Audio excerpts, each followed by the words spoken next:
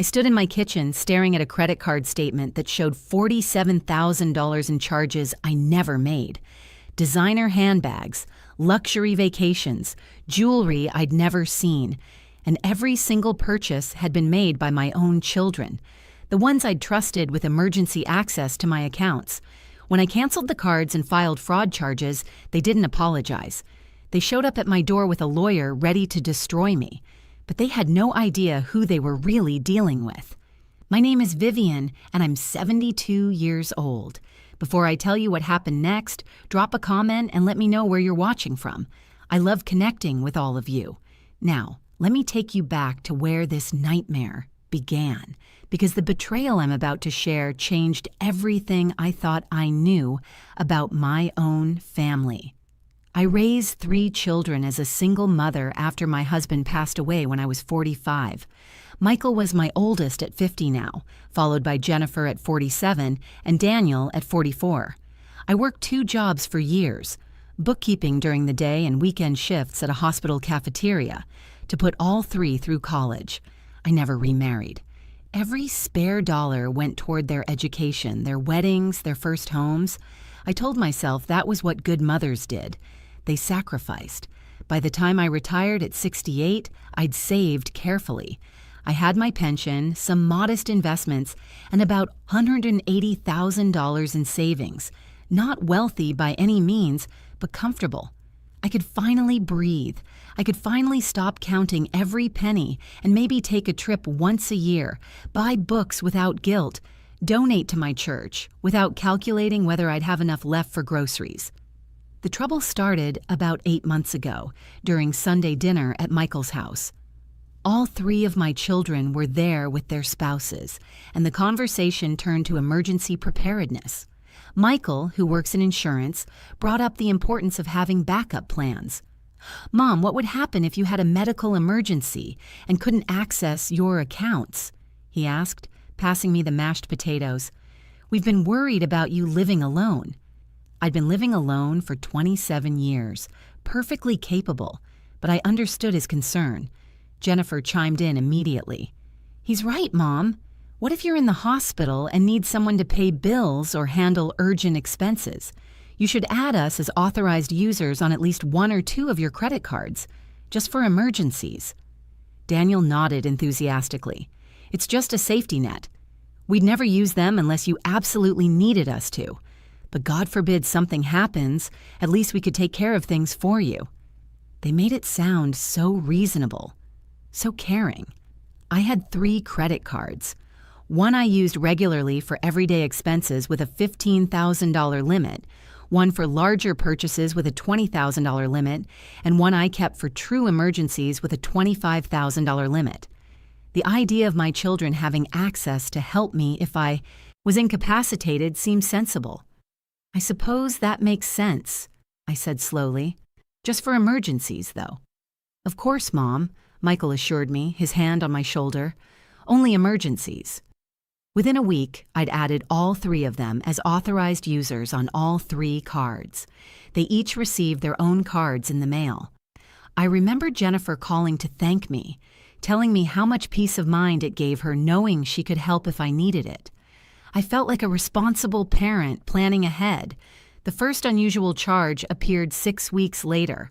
I was reviewing my statement for my everyday card when I noticed a purchase at Nordstrom for $840. I didn't shop at Nordstrom. I called the number on the back of the card, and after being transferred twice, a representative confirmed the purchase had been made in California. I lived in Ohio. I'd never been to California. But the purchase was made with an authorized user card registered to Jennifer's name. I called Jennifer immediately. "Honey, did you use my credit card at Nordstrom? There's an $840 charge." There was a brief pause. "Oh, Mom, I'm so sorry. I should have asked first. My washing machine completely died, and I was between paychecks. I didn't want to bother you, but I needed it replaced urgently. I'll pay you back this Friday, I promise." A washing machine from Nordstrom seemed odd, but Jennifer sounded genuinely apologetic. "Okay, honey, just let me know when you transfer the money." Friday came and went. No payment. When I called her the following week, she apologized profusely. Her car had needed unexpected repairs. She'd pay me back next month for sure. I was disappointed but not alarmed. Jennifer had always been a bit scattered with money, even as a child. Then I got my next statement. This one showed $2,300 in charges I didn't recognize. Dinner at an expensive restaurant in Chicago, $420. A hotel in Miami, $680. Designer shoes, $890. Several smaller purchases at boutiques and spas. When I looked closer, I saw they'd been made with Michael's authorized card and Daniel's authorized card. My hands started shaking. I called Michael first. "Mom, I can explain," he said before I'd even finished asking. "Lisa and I had our anniversary, and I wanted to do something special for her. Things have been tight since my bonus didn't come through at work. I was going to tell you and pay you back. It's temporary, I swear." "Michael, this wasn't the agreement. These cards were for my emergencies, not your anniversary vacation." I know, you're absolutely right. I made a mistake. I'll transfer you the money next week when my paycheck comes in." But something in his voice felt rehearsed, too smooth. I called Daniel next about his charges, luxury skincare products, and a golf club membership. "Mom, you worry too much," he said, actually laughing. "It's not like you use those cards anyway. You told us yourself you hardly ever touch the one with the $25,000 limit. What's the harm in us using some of the available credit? We're family." "Daniel, that's not how credit cards work. I'm responsible for every purchase. You're supposed to pay me back. And I will, eventually." "Jesus, Mom, you're acting like we stole from you. We're your children." That phrase would haunt me. We're your children. I started checking my accounts obsessively after that.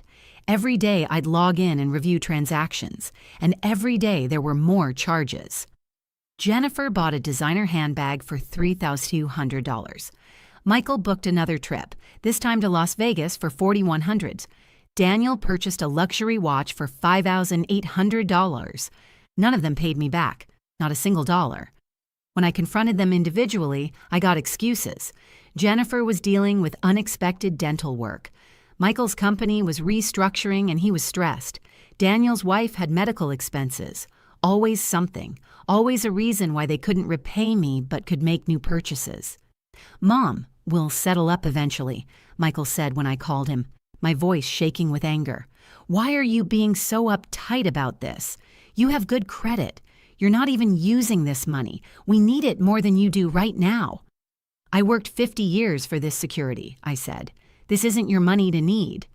"We're family," Jennifer added when I confronted her on a 3-way call I'd arranged with all of them. "Family helps each other. After everything you've spent on us over the years, you're really going to make us feel guilty about this? You practically forced us to go to expensive colleges. You insisted on contributing to our weddings. Now you're keeping score?" I felt like I'd been slapped. They were turning my sacrifices, my choices made out of love, into debts they were owed. "I want the cards back," I said firmly. "All of them. Mail them to me this week." "Mom, don't be dramatic," Daniel said dismissively. "We'll pay you back. Just give us some time." But they didn't mail the cards back, and the charges didn't stop. Over the next 3 months, I watched helplessly as the numbers climbed. I called the credit card companies, but as authorized users, my children had every legal right to use the cards. The representatives were sympathetic but clear. I'd given them permission. Unless I removed them as authorized users and reported fraud, there was nothing the company could do. If I removed them, all the charges would still be my responsibility. I'd already paid $11,000 trying to keep my credit from being destroyed. My carefully built savings were draining away, and my children showed no remorse. They'd stopped returning my calls unless they wanted something else. The breaking point came on a Tuesday morning in April. I received all 3 credit card statements on the same day. My hands trembled as I opened them, already dreading what I'd find. The everyday card, maxed out at $15,000. The larger purchase card, maxed out at $20,000. The emergency card, $12,000 used of the $25,000 limit. Total $47,000 in charges I never made. I spread the statements across my kitchen table, my reading glasses slipping down my nose as I went through each line item. Gucci, Louis Vuitton, first-class flights to Paris, a 5-star hotel in Manhattan, jewelry, electronics, designer clothes, a $6,000 purse, a $4,800 dinner at a Michelin-starred restaurant, spa treatments, concert tickets, things I couldn't afford in my entire working life, purchased casually with my credit by the children I'd raised. I thought about the years I'd eaten ramen noodles so they could have new shoes, the times I'd worked double shifts so they could go on school trips, the vacation I'd never taken, the car I'd driven for 15 years, the secondhand furniture I'd refinished rather than replaced, all so they could have better. And this was how they repaid me, not with gratitude, not even with indifference, with theft. Because that's what it was. No matter what they called it, no matter how they justified it, they'd stolen from me. I picked up my phone and called each of them one final time. Michael didn't answer. Jennifer sent me to voicemail. Daniel texted back, "Can't talk in a meeting." At that moment, sitting alone in my kitchen, surrounded by evidence of my children's betrayal, I made a decision. I wasn't going to be a victim in this story.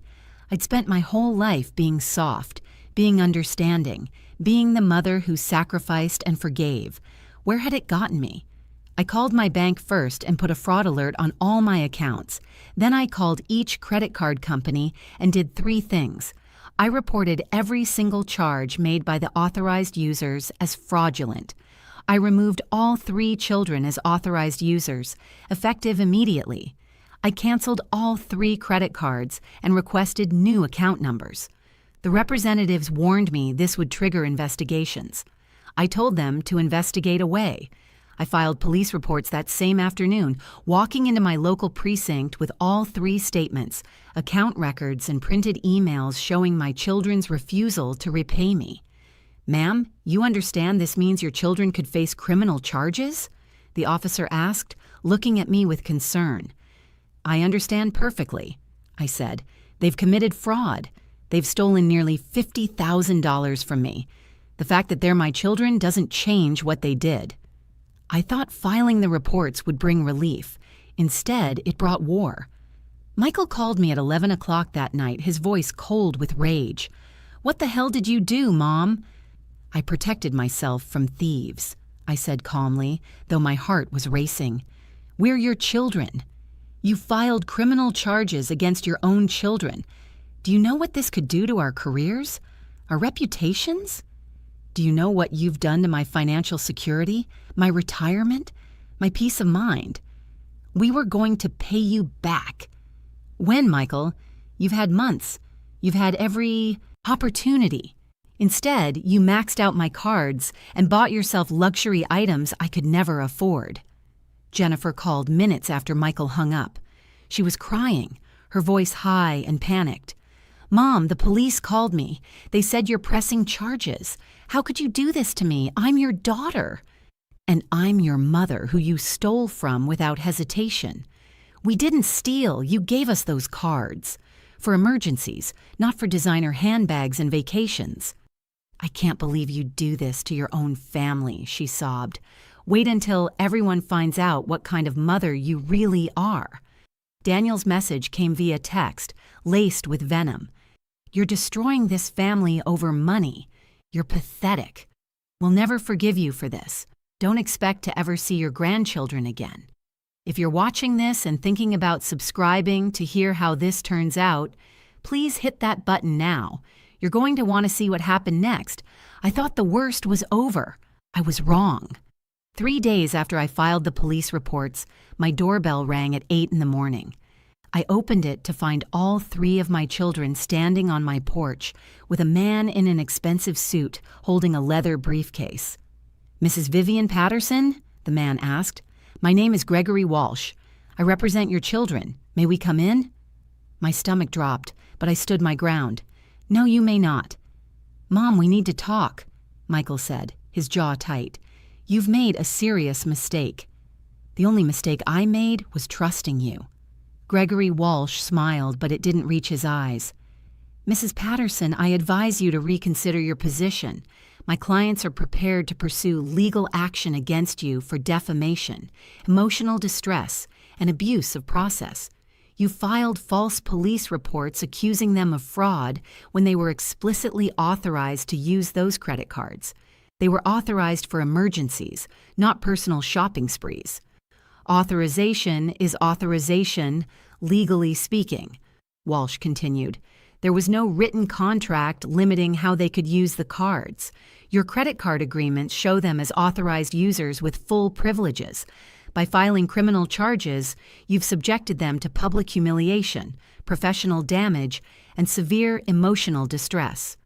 Jennifer stepped forward, her eyes red. Mom, we don't want to sue you. We don't want this to get uglier. Just drop the charges and we can work this out as a family. Work it out? I repeated. You've stolen $47,000 from me. We're willing to set up a payment plan, Michael interjected. $50 a month from each of us. We'll pay you back eventually. I did the math in my head. At $150 a month, it would take them over 26 years to repay me. I'd be 98 years old. That's not acceptable, I said. Gregory Walsh opened his briefcase and pulled out a document. Then you leave us no choice. This is a cease and desist letter demanding you withdraw all police reports and publicly retract your accusations within 72 hours. If you don't comply, we'll file a lawsuit seeking damages of $200,000 for the harm you've caused to their reputations and mental health. My hands were shaking, but I kept my voice steady. Get off my property. Mom, Daniel started. I said get off my property. All of you. And Mr. Walsh, you can tell my children that I'll see them in court. After they left, I sat on my couch and let myself cry for the first time since this started. Not because I was scared of their lawyer, not because I doubted my decision, but because I was mourning the children I thought I'd raised, the children I'd believed they were. Then I dried my eyes and got to work. I called a lawyer of my own, Patricia Hendricks, a woman who'd handled my will years ago. I explained everything, showed her the statements, the police reports, the cease and desist letter. She listened carefully, taking notes. Vivian, this is actually more straightforward than you might think, Patricia said. Yes, they were authorized users, but authorization doesn't mean they had permission to make personal purchases for their own benefit.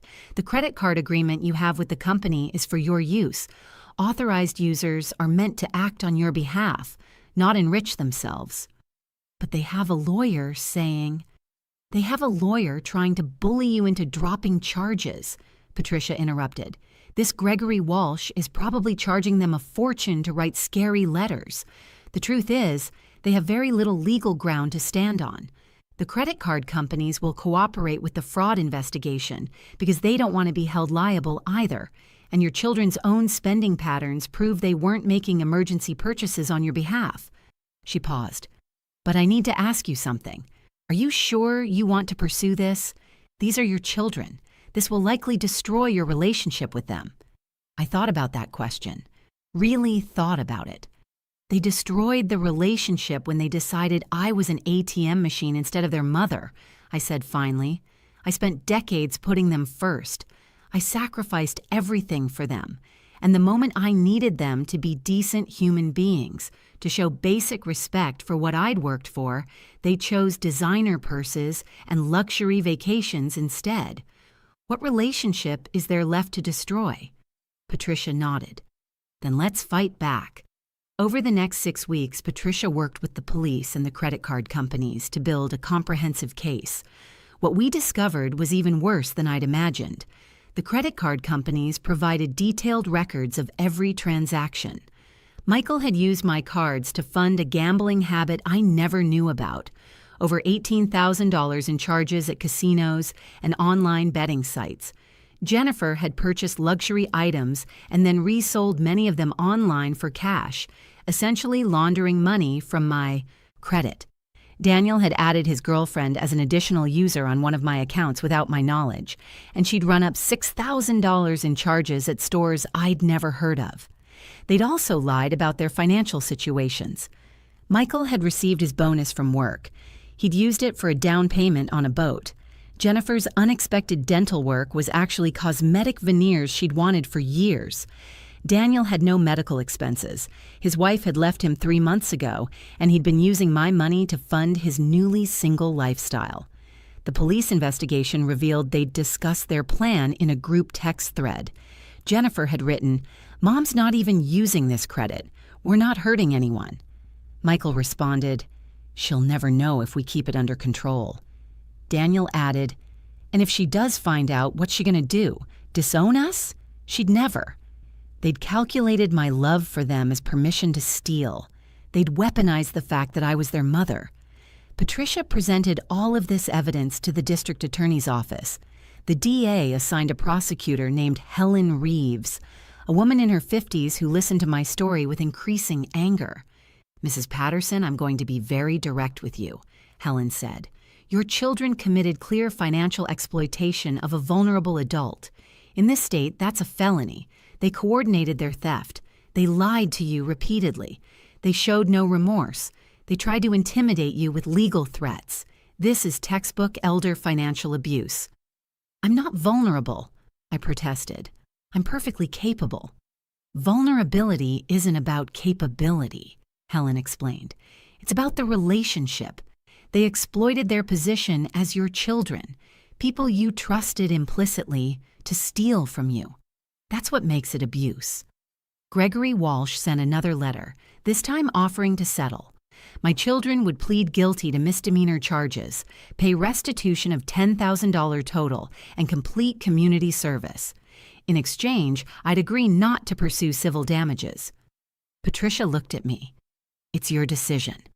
I thought about the washing machine that was never broken, the anniversary trip Michael could have saved for honestly, Jennifer's crocodile tears, Daniel's threats about my grandchildren, the casual cruelty of, "What's the harm in us using some of the available credit?"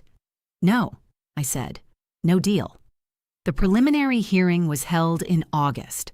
All 3 of my children appeared with Gregory Walsh, who clearly hadn't expected me to reject their settlement offer. They sat on the other side of the courtroom, not looking at me. Helen Reeves presented the evidence methodically, the credit card statements, the text messages, the spending patterns that proved none of this was emergency related, the lies they'd told me, the intimidation tactics they'd used after I filed charges. Gregory Walsh tried to argue that this was a family dispute, not a criminal matter, that I'd given permission, however informally, that my children had always intended to pay me back. The judge, a stern woman named Margaret Chen, cut him off.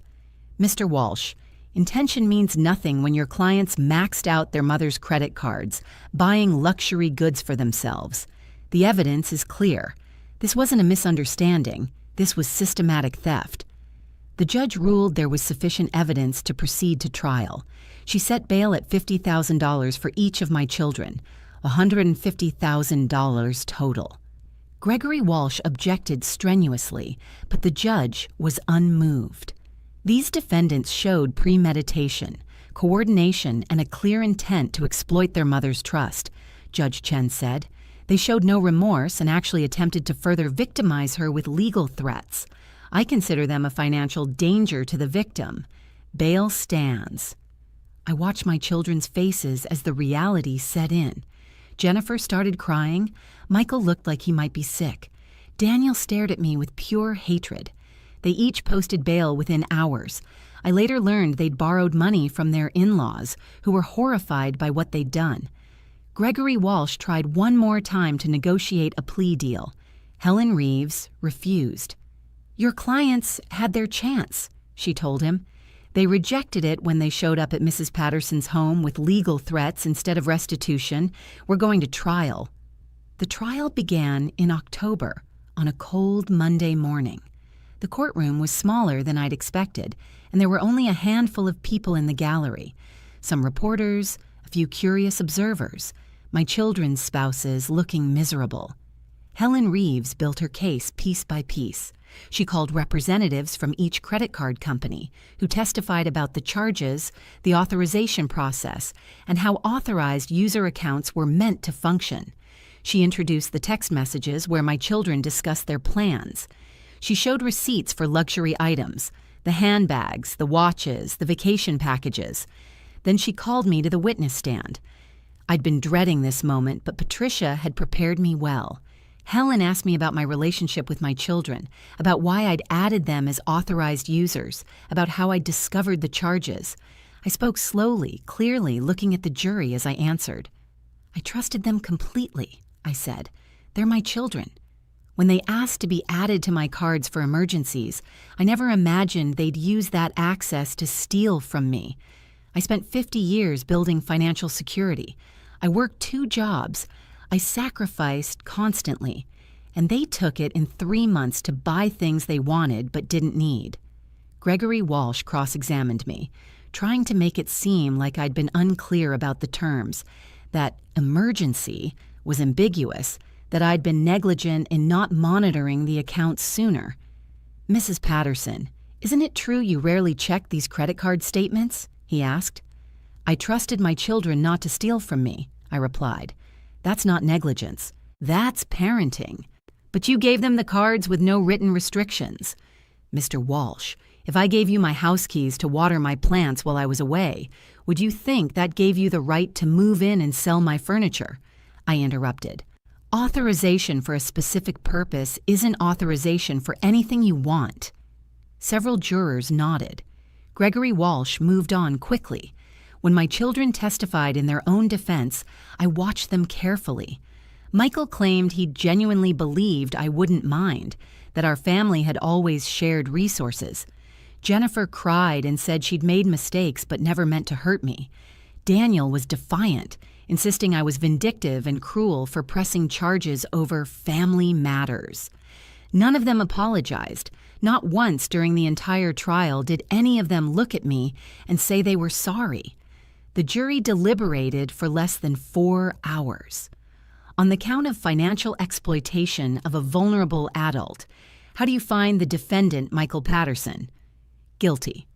On the count of financial exploitation of a vulnerable adult, how do you find the defendant, Jennifer Morrison? Guilty. On the count of financial exploitation of a vulnerable adult, how do you find the defendant, Daniel Patterson? Guilty. The courtroom remained silent as the verdicts were read. My children sat motionless, their faces pale. Jennifer put her head in her hands. Michael stared straight ahead. Daniel's jaw clenched, his eyes still full of anger when he glanced my way.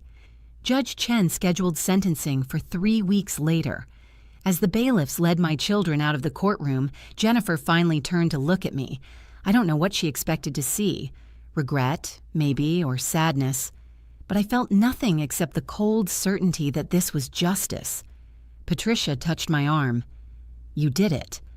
I nodded, but I didn't feel victorious. I felt tired. The sentencing hearing was brief. Helen Reeves requested significant penalties, citing the breach of trust, the amount stolen, and the complete lack of remorse. Gregory Walsh pleaded for leniency, arguing his clients were first-time offenders who'd made mistakes, but had otherwise been productive members of society. Judge Chen looked at each of my children in turn. You didn't make mistakes, she said. You made choices. You chose to exploit your mother's trust. You chose to steal from the woman who sacrificed everything for you.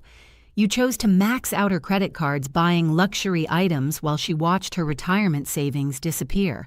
And when she tried to hold you accountable, you hired a lawyer to threaten her. She paused. This wasn't desperation. This was entitlement. You felt entitled to your mother's money, to her credit, to her financial security. That entitlement has destroyed your relationship with her and damaged 3 families. Now you'll face the consequences. Michael received 2 years in prison, 3 years probation, and was ordered to pay restitution of $18,000. Jennifer received 18 months in prison, 3 years probation, and restitution of $16,000. Daniel received 2 years in prison, 3 years probation, and restitution of $13,000. All 3 were ordered to complete financial literacy courses and counseling. All 3 would have felony records that would follow them for the rest of their lives. As the sentences were read, Jennifer sobbed. Michael sat perfectly still, his face blank. Daniel looked at me one last time, his expression a mixture of disbelief and rage, as if even now he couldn't accept that I'd actually followed through. The bailiffs took them away. I watched them go, these 3 people I'd carried inside me, nursed, raised, loved with everything I had, and I felt nothing but relief that it was over. The credit card companies erased the $47,000 in fraudulent charges from my accounts after the convictions. The restitution my children were ordered to pay would cover what I'd already paid out of pocket trying to keep my credit intact. My credit score, which had plummeted during those months, began to slowly recover. I changed banks, got new credit cards with security features I'd never needed before, and set up alerts for every transaction. I learned expensive lessons about trust and family and the difference between the two. Patricia Hendricks became a friend. We have coffee sometimes and don't talk about the case. Helen Reeves sent me a note months later, telling me I'd been brave. I kept it in my kitchen drawer, though I'm not sure brave is the right word. I was just a woman who refused to be a victim. My children's spouses divorced them. Michael lost his job. Jennifer's friends abandoned her. Daniel moved to another state after his release. None of them speak to me anymore, and I don't speak to them. My grandchildren, Daniel's teenage daughter and Michael's 2 sons, reached out when they turned 18 and learned what really happened. We have lunch sometimes. They apologize for things that weren't their fault. I'm 73 now. I live alone still, in the same house, with better locks and a security system. My savings are rebuilding slowly. I take a trip once a year, modest but meaningful.